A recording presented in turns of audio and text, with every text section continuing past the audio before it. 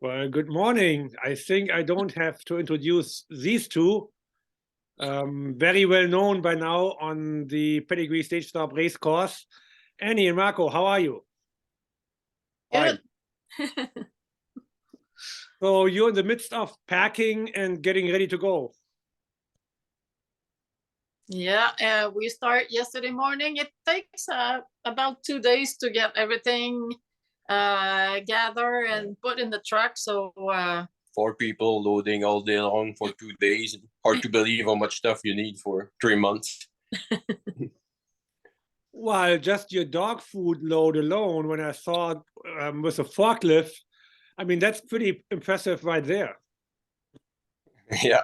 yeah, Yeah, we load 80 bucks of beef, 40-pound blocks, and I think we got 52 bags of kibbles, and might be a little short for all the old trip, but that's full already. So Wow. well, we think about we're probably gonna have 40 dogs on the truck, so it takes lots of food. Yeah, I mean, it's pretty amazing when you think about that. 3 months, 40 dogs. Yeah, to have that all ready to go. And dog food is not the only thing you need. You need all the veterinary supplies, everything for yourself. I mean, you must have a very extensive packing list. Yeah, well, we'll need lots of boxes, and that's why we have to be 4-person. Well, I'm not really helping right now. I'm working, but those 3 guys, they work hard, and yesterday night we were over at 6:30 and till work at night. So I have a long list, and there's lots of stuff to put in the truck, but well, that's the way it is. And still have to take care of the dog through all that process. So. Why on earth are you doing it? Because I guess when we left home, then we can relax a bit, get away from the job, just have the dogs, what we love, and travel and have good time with each other and the dogs, and just have fun for the next 3 months. Yeah, Marco is right. I'm so excited to get on the truck and have just the dogs to think about. And I'm still working on road, but it's not the same. I'm not in the office, and so yeah, I'm really excited to be on the road tonight. So Cassie is coming over today, and then you're all hitting the road tonight. Yeah, we drive tonight up to, well, we drive south to Kathy's place because we have to drive by anyway. So we drive there tonight. We sleep over at Kathy's place and load her stuff over her stuff, and then we'll leave tomorrow morning. So how has training been for you guys this year? Well, I think it's like everybody said on Facebook, it's been a lot of challenges. I think Mother Nature was kind of tough with us. It was so warm. That's the main thing. I think the fall was so warm, and then we had snow, and then lots of rain because of that warm weather. So we figured out that we could do, we kind of keep our schedule, even if we had to skip some days of training. But instead of having training every other day, we had training one day and then have to skip 2-3 days, and then so it was kind of, I think it's worse on Marsher than it is on dogs. But well, we're pretty close to the same training schedule, maybe a little late, but nothing bad. But it's just more job for us because we've been on ice for 3 weeks, so we need, I guess, like since probably mid-October, we boots everybody. Like we need to boot 50 dog all 4 feet every run. So it give us just more job, more care on the dog. It's harder on feet, harder and everything on the dog. Then after we had 3 feet of snow for a week, you can barely pack it down. We're training like 10 miles an hour. Dog go anyway, and they don't care. But you look at the dog and you get, holy smoke, that's not my team. That's not the way they're supposed to look. And then the week after, we get another 2 days of rain. It's all pretty much all gone, that new snow, and go back on ice again. And so that was the kind of fall we had. But the dogs still look happy, and I think they give what they're supposed to. And I think yeah, like Andy said, probably harder on us to see all those kind of stuff, but dogs don't really care. Just take more care to keep them in business. Well, just the thought of bootying up 50 dogs, it's 200 dang booties in one day. That's a big job. Yeah, I can just imagine them drying all over your house for the next day's run. At least that's how it used to look at my cabin back in the day. Yeah, all around wood stove. Yeah. So yeah, but that has been quite the challenging training for you guys.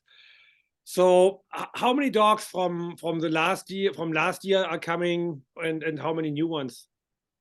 Maybe between your two different teams. Like how for your team, Annie, and how for Kathy's team? I'm probably gonna have, I would say, 3/4 of the teams will be the same. I will add some 2 or 3 years old, but not that many. I would think probably like around 10 dog would be the same. Yeah, that's pretty what much I would in say each too. team, and the rest would be a few new 2 years old that running really nice.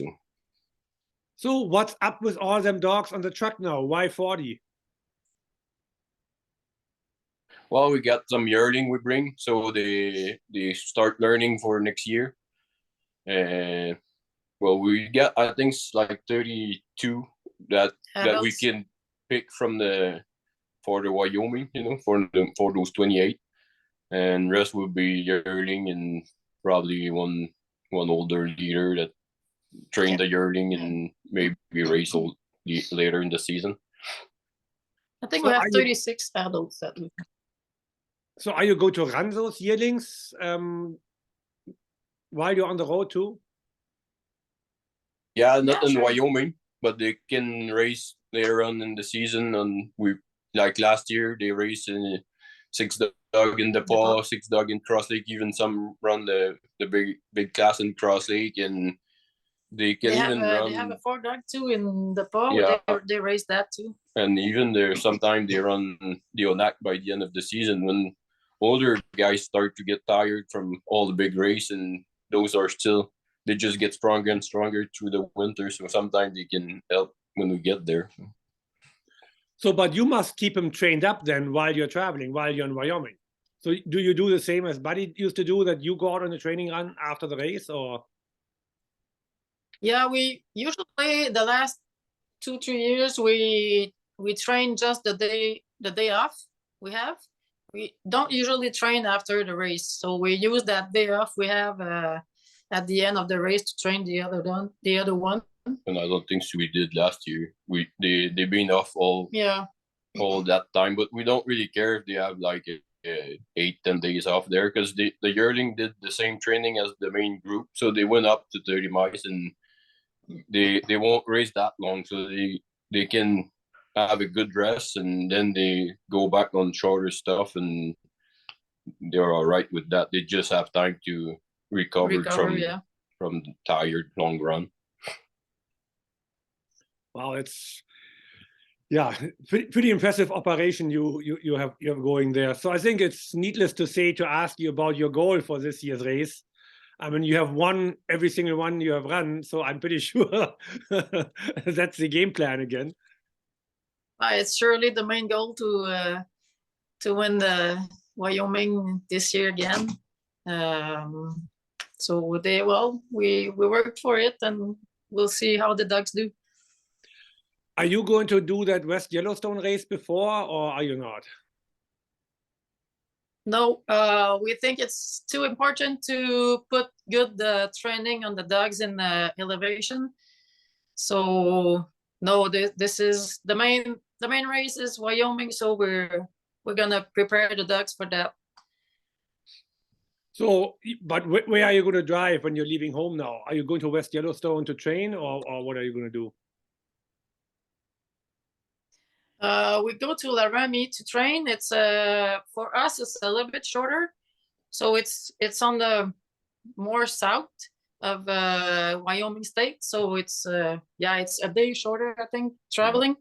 So there's a nice spot there to train, and we'll stay there in high elevation for a week or Yeah. so, and then go to close to Jackson for to be ready for the race. Okay, awesome. Who would you like to thank?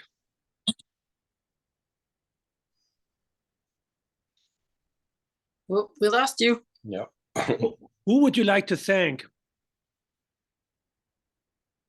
Oh, well, I would like to thank my two nephews that are working with us, and they worked a lot this fall, and again yesterday, today, training, Backing helping. stuff. So it's Gabriel and Etienne, and all the family.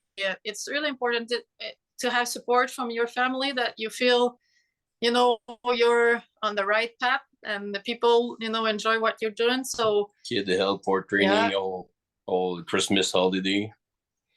so yeah, I want to thank all my family and the employees, and that's about that. Well, thank you very much for your time. I'm pretty sure I'm going to bug you again. Yeah, well, we'll see you in Jackson, and we can't wait to be there. Safe travels.